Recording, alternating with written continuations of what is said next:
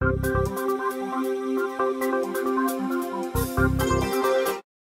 serve 3 meals a day, 365 days a year. We don't ever miss a meal. We never close our doors. And basically, early in the morning, the guys can come in. We open the doors usually at 6:30. They can come in, get out of the cold, and get breakfast. We do breakfast, lunch, and dinner. And they just come in and sit down, and we get them a meal. I lost my home 6 years ago. Then I got on a bus and I went to Georgia. And I was homeless, so I went into the shelters. And I was talking to a man named Pastor Mike. Pastor Mike, I says, what can I do? He says, you got to have a plan. And I says, well, what if I go to school?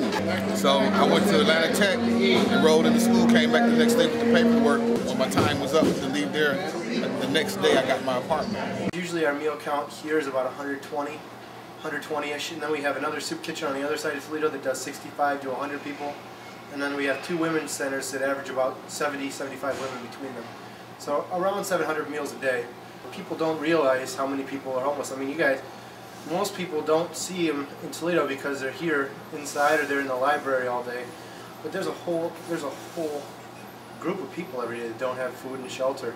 And there's even more that just need assistance with food, especially in this economy. It's really hard.